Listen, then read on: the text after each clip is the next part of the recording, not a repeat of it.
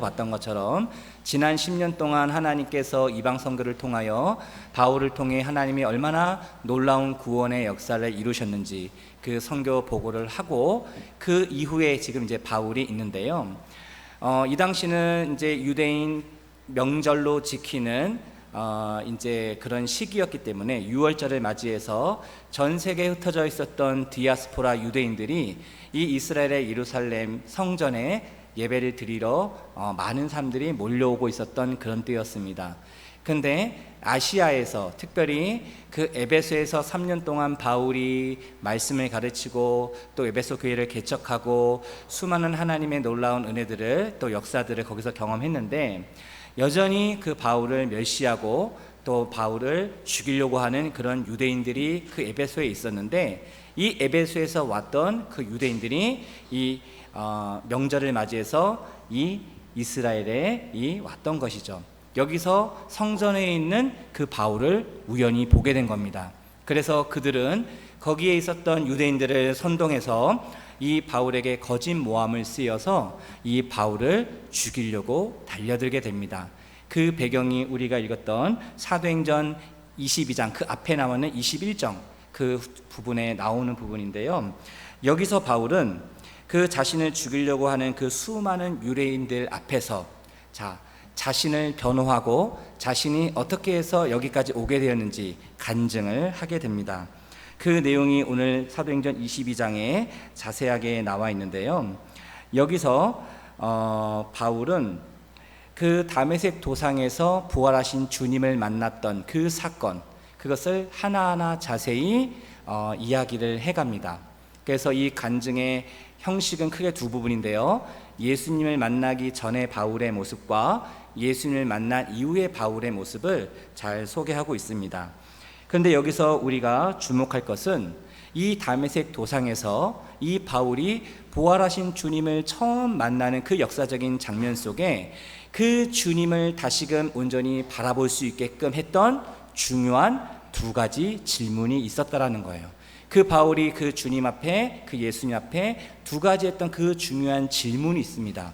근데 이 질문은 우리로 하여금 이 인생을 살아갈 때 다시 주님을 바라보게 하는 중요한 길잡이이며 디딤돌이며 안내 역할을 한다라는 거예요. 여러분, 신앙생활이라는 것이 무엇입니까? 우리가 늘 주님을 바라보는 겁니다. 우리 예수님께서도 제자들에게 말씀하셨죠. 너희가 나를 따라오거든 자기를 부인하고 자기 십자가를 지고 나를 쫓을 것이니라. 그 예수님을 따라가는 것이 바로 신앙생활이라 한다면 우리의 시선과 우리의 마음이 늘 어디를 향해 있어야 되냐면 주님을 향해 있어야 되고 그 주님을 바라보는 것, 이것이 바로 하나님이 기뻐하시는 신앙생활이라는 겁니다. 이런 의미에서 우리가 그 주님을 다시 바라보기 위해서 이 사도 바울이 했던 이 두 가지 질문, 이 질문은 우리의 질문이 되어야 하고 우리의 기도가 되어야 하고 우리의 고백이 되어야 할 줄로 믿습니다. 오늘 이 말씀을 통해서 바울이 그 주님께 했던 두 가지 질문은 무엇이고 이 질문 안에 담겨있는 중요한 영적인 교훈이 무엇인지 우리 오늘 말씀을 통해서 함께 살펴보도록 하겠습니다. 자, 그렇다면 바울이 다시 주님을 보게 했던 그 첫 번째 질문은 무엇입니까? 바로 그 첫 번째 질문은 주님 누구십니까? 라는 질문입니다. 자, 저를 한번 따라해 주시기 바랍니다. 주님 누구십니까? 자, 오늘 본문 7절과 8절 말씀인데요. 같이 함께 읽어보겠습니다. 내가 땅에 엎드러져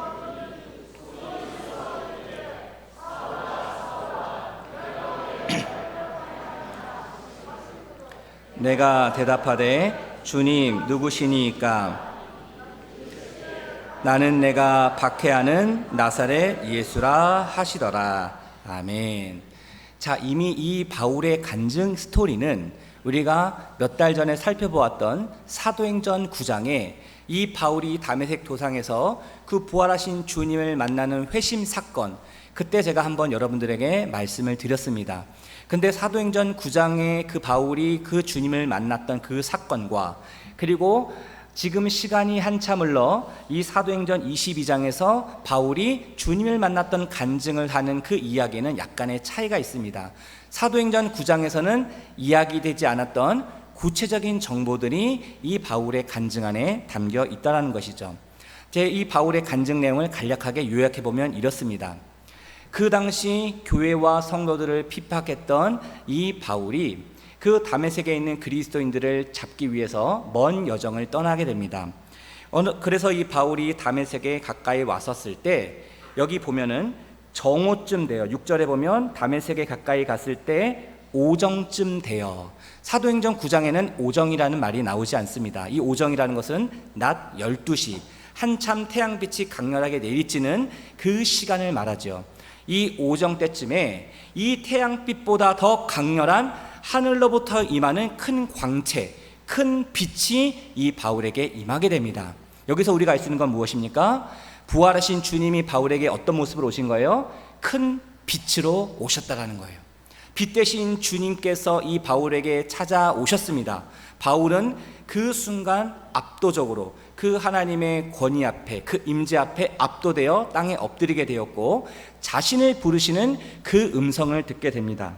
그래서 여기 7절에 보면 사울아 사울아 내가 왜 나를 박해하느냐. 바울의 옛 이름, 주님을 만나기 전 이름이 사울이었죠. 여기서 부활하신 주님이 그 사울의 이름을 부릅니다. 사울아 사울아 네가 어찌 나를 박해하느냐. 그제서야 이 바울이 땅에 엎드려서 그 주님께 가장 먼저 첫 번째로 던졌던 질문이 무엇입니까? 그것은 바로 이것이었습니다. 주님 누구십니까? 주님 누구십니까? 이 질문은 아주 본질적인 질문입니다. 여러분, 주님을 누구라고 여러분들 부르십니까? 누구라고 고백하십니까? 여러분들이 믿고 고백하는 그 예수님은 어떤 분이십니까?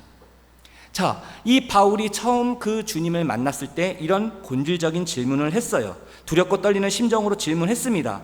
그러자 우리 주님께서 바울에게 뭐라고 얘기하십니까? 나는 네가 박해하는 나사렛 예수다. 사도행전 9장에 보면은 나사렛이라는 말이 빠져 있습니다. 나는 네가 박해하는 예수다 라고 얘기했거든요. 근데 여기에 바울의 간증에는 하나가 더 추가됩니다. 나는 네가 박해하는 나사렛 예수다.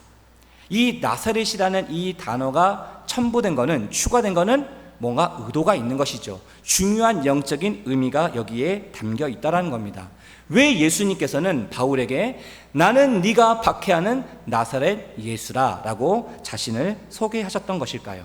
여기에는 숨겨져 있는 중요한 두 가지 의미가 담겨 있습니다. 첫째로 주님은 자신을 누구라고 그랬습니까? 주님은 나사렛 예수라고 자신을 소개했고, 또 하나는 주님은 바울이 박해하는 예수라고 이야기하셨습니다. 한 번은 나사렛 예수로, 하나는 박해하는 예수로 예수님께서 자신을 그렇게 소개하셨다라는 것이죠. 그러면 여기에 담겨 있는 의미가 무엇인가? 이것을 여러분들과 함께 천천히 한번 살펴보도록 하겠습니다. 첫 번째로 주님은 바울에게 자신을 나사렛 예수라고 이야기하셨습니다. 자, 여러분, 나사렛이라는 곳이 어떤 곳인지 우리가 한번 살펴봐야 되는데요. 여러분, 나사렛이란 곳은 북이스라엘, 이스라엘의 맨 북쪽에, 위쪽에 자리 잡아 있는 갈릴리 지방에 있는 한 아주 작은 시골 마을이었습니다. 깡시골이라고 할 수 있습니다. 아무도 주목하지 않고 바라보지 않는 그런 지역이었던 것이죠.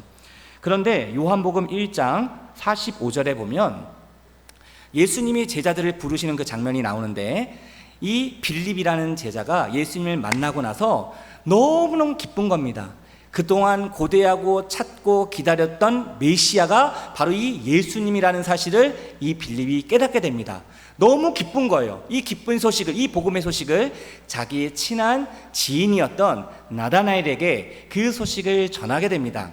자, 이 빌립의 이야기를 들었던 나다나엘이 어떻게 반응하는가? 자, 이것을 우리가 좀 주목할 필요가 있는데요. 자, 요한복음 1장 46절 말씀을 제가 읽어보겠습니다. 나다나엘이 이르되 나사렛에서 무슨 선한 것이 날 수 있느냐? 빌립이 이르되 와서 보라 하니라. 자, 여기서 나다나엘이 뭐라고 얘기해요? 나사렛에서 무슨 선한 것이 나올 수 있느냐? 이렇게 얘기합니다. 왜냐하면 그 당시 이 나사렛은 저주와 멸시와 버림의 상징과 같았던 그런 곳이 바로 이 나사렛이었습니다. 왜 그러냐? 이 나사렛은 이스라엘의 북쪽에 있었다고 그랬잖아요. 그러니까 북쪽 그 접경지대에 이방 민족들이 있었을 겁니다. 그 이방 민족들의 이방 문화를, 우상 문화를 쉽게 접할 수 있는, 그리고 실제로 그들의 문화가 많이 들어오기도 했습니다. 다시 말하면 당시 유대인들은 이 나사렛을 이스라엘 땅에 있는 작은 시골 마을로 여겼던 것이 아니라 우상 문화를, 이방 문화를 가지고 온 이방 땅처럼, 이방인들처럼 그들을 천대하고 멸시했다라는 거예요. 여러분, 당시 유대인들은 그 이방인들을 짐승처럼 대했습니다. 사람으로 취급하지 않았습니다. 바로 이 갈릴리라는 지역이 바로 그런 곳이었다는 것이죠. 하나님의 저주를 받은, 그래서 유대인들은 이곳을 멸시했다는 거예요. 이런 배경 속에 나다나엘은 이 빌립이 너무나도 기쁜 나머지 내가 그동안 찾고 기대했던 그 메시아를 만났어. 그런데 그 메시아가 다름 아닌 나사렛 예수라는 분이야. 이렇게 얘기했었을 때 나다나엘이 어떻게 반응 거예요? 콧방귀를 뀌는 겁니다. 뭐라고? 나사렛에서 무슨 선한 것이 나올 수 있는데 이 나사렛에서 메시아가 나왔다고? 그분이 나사렛 출신 예수라고? 무슨 말도 안 되는 소리를 하고 있어. 이렇게 지금 나다나엘이 이야기한 것입니다. 그런데 여기서 우리가 한 가지 주목할 것은 구약의 미가서 5장 2절의 말씀에 보면 메시아가, 이 온 인류를 구원하실 이 메시아가 어디에서 태어날 것이라고 예언하고 있냐면 바로 베들레헴에서 태어날 것이다 라고 예언하고 있습니다. 자, 그런데 여러분, 예수님이 어디에서 태어나셨습니까? 제가 너무 어려운 질문을 하나요? 예수님이 어디서 태어나셨죠? 빵집이라는 별명을 가진 곳입니다. 빵집. 베들레헴이죠. 베들레헴이 떡집, 빵집이라는 겁니다. 빵집에, 떡집에 생명의 떡이신 예수님이 태어나신 거예요. 의미가 있는 것이죠. 자, 미가서의 구약의 선지자 예언처럼 예수님이 어디에서 태어나신 거예요? 베들레헴에서 태어나신 거예요. 그럼 메시아로서의 그 자격이 충분한 거 아닙니까? 자, 그런데 여기서 우리는 이런 질문을 해볼 수 있어요. 베들레헴에서 태어났던 예수님이 그러면 베들레헴 예수라고 하면 되잖아요. 그럼 누가 보더라도, 어떤 유대인들이 보더라도 이 예수님이 베들레헴에서 태어나신 분이고 메시아로 오신 분이로구나, 훨씬 더 이해하기 쉽지 않았겠습니까? 근데 여러분, 성경 어디를 봐도 예수님을 베들레헴 예수라고 소개하지 않습니다. 뭐라고 예수님을 소개하죠? 뭐라고 소개하죠? 예수님을 나사렛 예수라고 소개합니다. 그러면 왜 예수님은 베들레헴 예수로 자기를 소개하지 않고 나사렛 예수라 자신을 소개하셨을까? 자, 마태복음 2장 23절 말씀에 그 힌트가 나오는데요.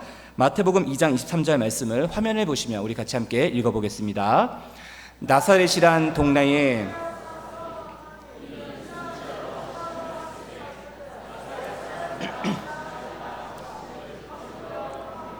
아멘. 자, 구약 선지자들은 한결같이 메시아는 베들레헴에서 태어난다고 그랬어요. 탄생은 베들레헴에서 하는데, 자, 여기 마태복음 23절에 보면 선지자로 하신 말씀에 나사렛 사람이라 칭하리라 하심을 이루려 하심이라. 그러니까 구약 선지자들이 베들레헴에서 메시아가 태어나는데 그 메시아는 어디 사람이라는 거예요? 베들레헴 사람이 아니라 나사렛 사람이라 일컬음을 받게 된다라는 거예요. 이 구약의 예언을 성취하시기 위해서 예수님이 이 나사렛 예수라고 불림을 받게 되었다라는 것이죠. 근데 여기에 더 중요한 의미가 담겨 있습니다. 여러분, 왜 예수님이 나사렛 예수라고 불리움받고 그런 삶을 살아가야 했는가? 이 나사렛 예수라는 이 짧은 말 안에 앞으로 예수님이 어떻게 살아가야 하고 또 이 땅에서 예수님이 해야 될 그 중요한 사명이 무엇인지를 잘 함축하여 설명하고 있기 때문에 그렇습니다. 여러분, 베들레헴은 다윗이 태어난 고향입니다. 그리고 그 당시 많은 유대인들은 이 메시아가 베들레헴에서 태어나고 이곳에서 우리를 구원해 줄 메시아로 오실 것이다 라고 다 기대하고 고대하고 있었던 것입니다. 여러분, 당시 이스라엘은 로마 제국의 식민 지배를 받고 있었습니다. 근데 이 유대인들은 어떤 메시아를 기다렸냐면 이 로마 제국으로부터 자신들을 구원해줄, 자신들을 해방시켜줄, 먹고 사는 문제를 해결해줄 정치적인 메시아, 경제적인 메시아로 그 베들레헴의 메시아로 오실 그분을 학수고대했다라는 것이죠. 근데 여러분, 예수님이 이 땅에 오신 그 이유와 목적이 무엇입니까? 그들을 정치적으로 해방시키고 단순하게 먹고 사는 문제를 해결하시기 위하여 예수님이 이 땅에 오셨습니까? 아니요. 예수님은 나사렛 예수로 이 땅에 오셨다는 거예요.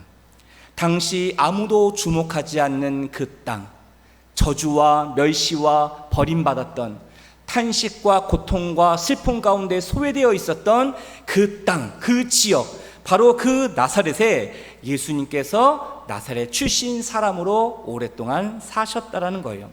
주님이 이 땅에 오신 이유가 뭐라고 했습니까? 내가 온 것은 건강한 자들을 부르는 것이 아니라 아프고 소외되고 굶주리고 헐벗은 그 죄인들을 불러서 그들을 구원하기 위하여 내가 이 땅에 온 것이다 라고 주님이 말씀하시지 않았습니까?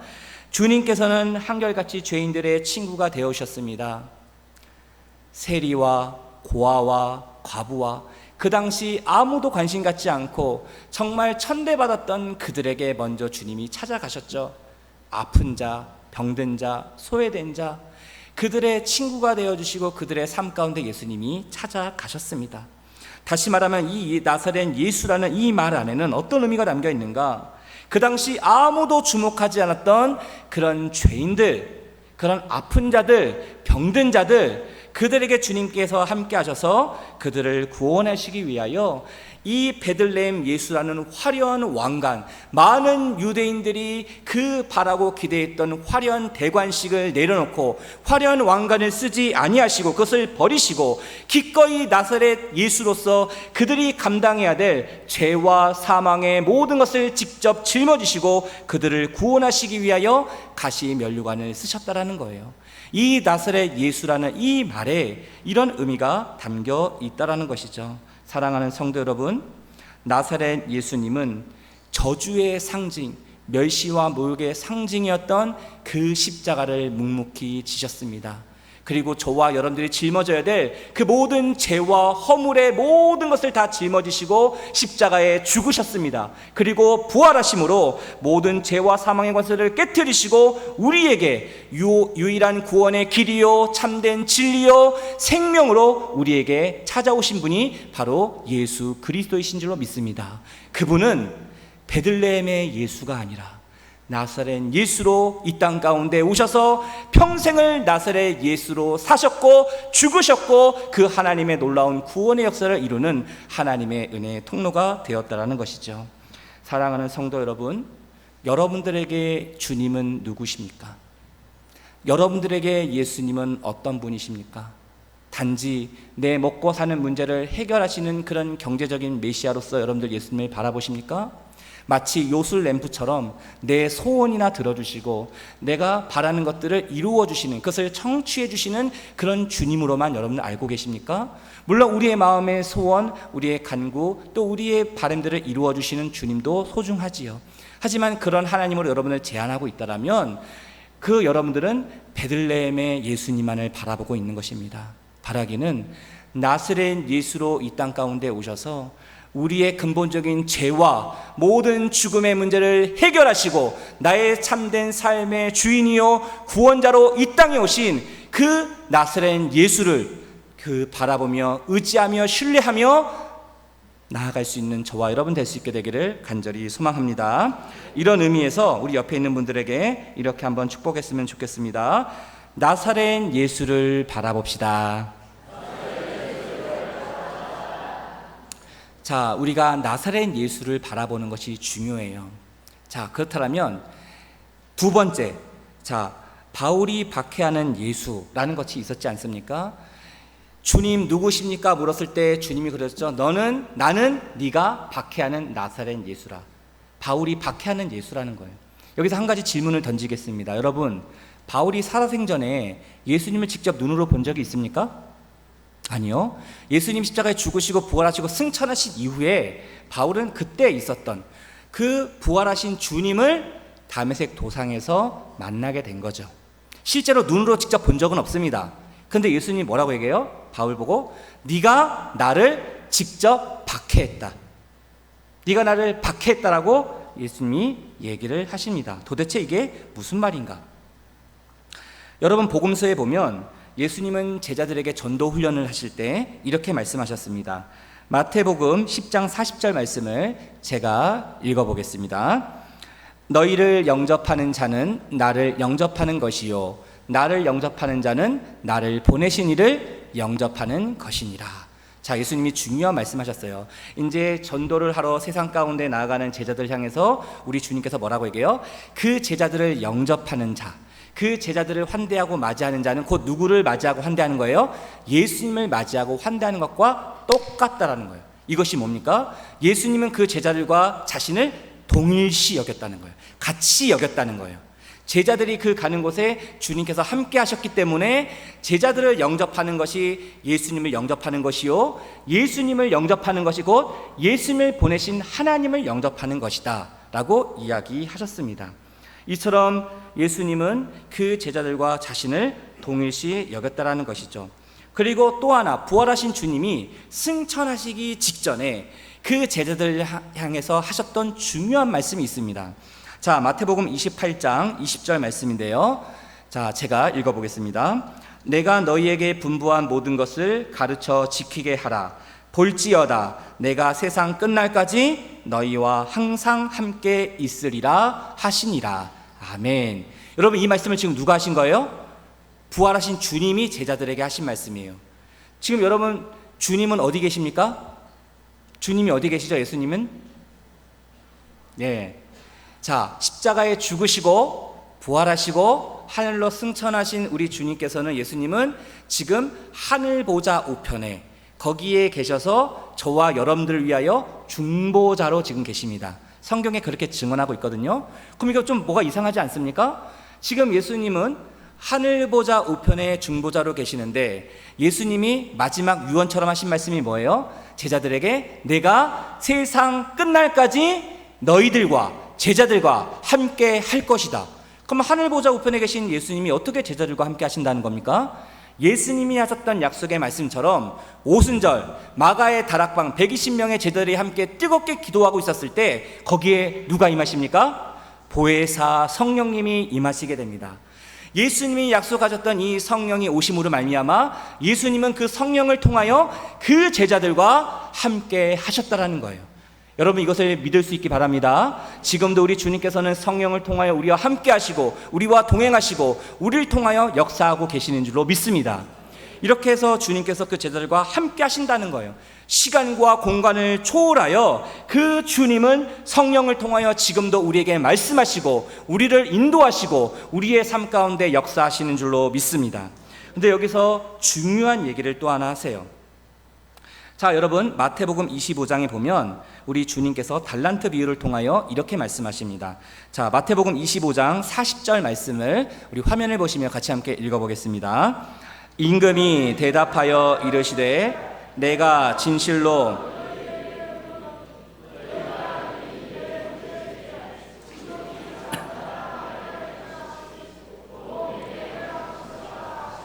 아멘. 자, 여기서 주님께서 아주 중요한 말씀하십니다.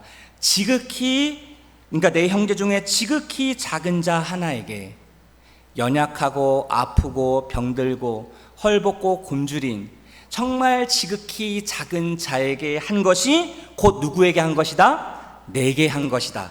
예수님에게 한 것과 같다라는 거예요. 예수님이 또 여기서도 동일시하는 것이죠. 자, 우리 가운데 이럴 수 있습니다. 우리 주변에 지극히 작은 자가 있습니다. 아픈 자, 병든 자, 고통과 상처로 신음하고 있는 자, 우리의 가정 안에도 있지 않습니까? 우리의 자녀들 가운데, 남편, 아내, 부모 가운데 여전히 깨어진 그런 관계로 인하여 아파하고 신음하고 고통 가운데 눈물 짓고 있는 우리의 가족들, 우리의 친척들, 우리의 이웃들이 있지 않습니까? 그렇게 지극히 작은 자에게 사랑을 베풀고 그리고 그들을 섬기고 따뜻하게 그들을 안아주고 포용하고 이해하고 용납하고 용서하는 것이 곧 누구에게 한 것이다? 바로 주님께 하는 것과 같다라고 이야기하는 겁니다. 여러분, 오늘부터 추석 한가위 명절이 시작이 되죠. 오랜만에 이렇게 또 부모와 자녀들이 또 함께 만나 가족의 정을 나누고 음식들을 나누며 이런저런 이야기를 할 것입니다. 바라기는 이번 이 연휴 기간을 통해서 나사렛 예수로 이 땅에 오셨던 그 주님, 그 주님이 우리에게 베풀었던 그 놀라운 사랑과 그 은혜와 그 놀라운 평화가 우리 가정 가운데 임할 수 있게 되기를 간절히 소망합니다. 우리 인생의 나사렛으로 우리 주님께서 우리를 인도해 가신다는 거예요. 소외되고 멸시되고 상처받고 아파하고 눈물 흘리고 있는 그들에게 우리가 나아갈 수 있도록 우리 나사렛 예수님께서 우리의 인생의 나사렛으로 우리를 인도하실 때가 있다라는 겁니다. 바로 이번 명절 기간이 그런 시간들이 되었으면 좋겠고, 그런 아파하고 신음하는 자를 주님의 사랑으로 함께 섬겨주며 주님의 귀한 위로와 화해와 평화가 임할 수 있는 복된 시간이 될 수 있게 되기를 간절히 소망합니다. 자, 그렇다면 바울이 다시 주님을 보게 했던 두 번째 질문, 그것은 무엇인가? 그 질문은 주님 무엇을 해야 합니까? 라는 질문입니다. 저를 따라해 주시기 바랍니다. 주님 무엇을 해야 합니까? 처음 주님은 누구십니까? 라고 말씀하셨을 때 나는 네가 박해하는 나사렛 예수라. 예수님이 어떤 분이신지 앞으로 어떤 일을 해야 될지 분명히 보여주셨던 그 주님 앞에 이 바울은 이제 고백을 합니다. 그렇다면 내가 이제 주님이 어떤 분이신지를 알겠습니다. 그러면 이제 내가 주님을 위하여 무엇을 해야 합니까? 내가 어디로 가야 합니까? 이렇게 질문을 한 것이죠. 자, 오늘 본문 10절 말씀인데요. 10절 말씀을 같이 함께 읽어보겠습니다. 내가 이르되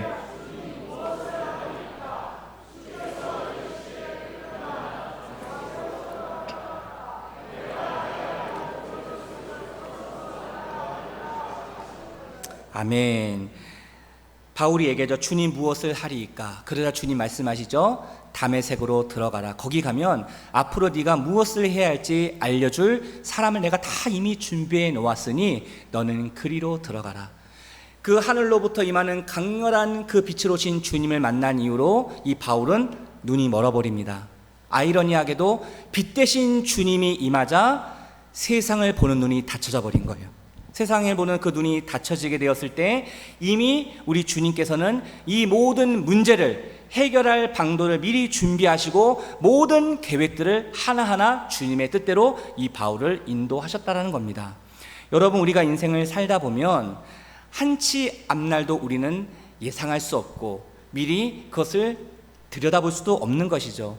이후에 1분 1초 그리고 어떤 일이 벌어질지 우리는 아무도 모릅니다. 하지만 우리 인생의 과거와 현재와 미래를 알고 계시는 그 전지전능하신 하나님께서 저와 여러분들 위하여 놀라운 하나님의 섭리와 계획을 가지고 계시고 그 하나님의 뜻대로 우리의 삶을 인도해 가시는 줄로 믿습니다. 그 주님 앞에 우리가 해야 될 질문은 무엇입니까? 그렇다면 주님, 내가 무엇을 해야 합니까? 끊임없이 주님께 묻는 거예요. 내 뜻대로, 내 생각대로, 내 경험대로, 내 지식대로 내가 움직이는 것이 아니라 철저히 주님 앞에 내 삶을 의탁하며 주님께 맡기며 나의 삶을 주님께 모든 것을 인도함을 맡길 때 우리 하나님께서, 주님께서 우리의 인생의 삶을 선하게 인도해 가신다는 것이죠. 일어나 다메섹으로 들어가라. 내가 모든 것을 내가 다 준비해 놓았다라는 것이죠. 이처럼 바울은 평생을 주님께 무엇을 해야 할지 구했습니다. 그리고 그럴 때마다 주님은 그 바울의 인생의 여정, 그 사명의 길을 선하게 인도하셨다라는 것이죠.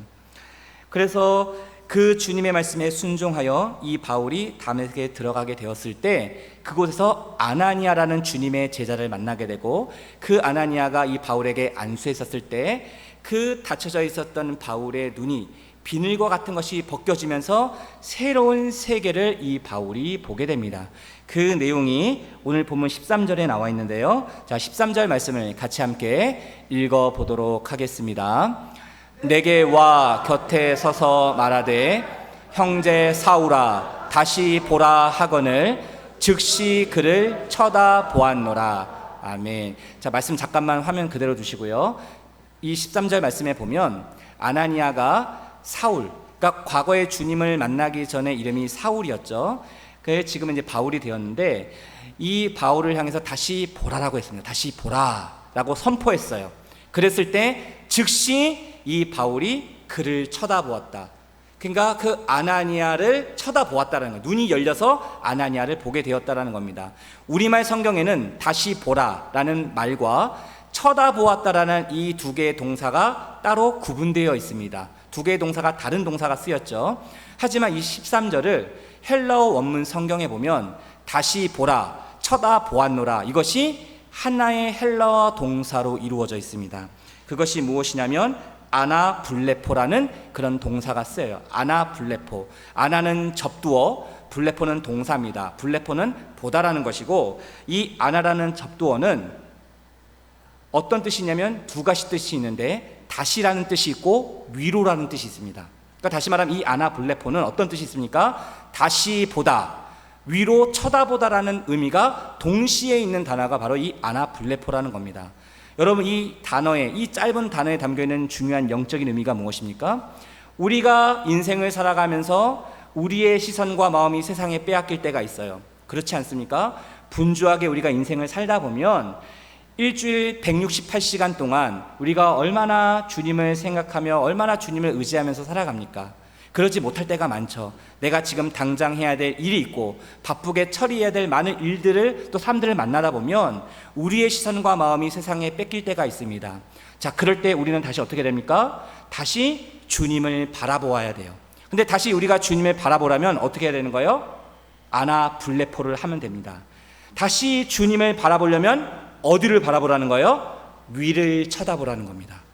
이 땅에 사는 우리가 우리의 시선을 이 땅에 두는 것이 아니라 하늘을 향하여 우리의 시선과 우리의 마음의 중심을 드릴 때, 하늘에 계신 그 나사렛 예수님을 바라보며 의지하며 나아갈 때 그 주님께서, 그 성령께서 우리로 하여금 다시금 주님을 볼 수 있는 믿음의 눈을 뜨게 해주신다는 거예요.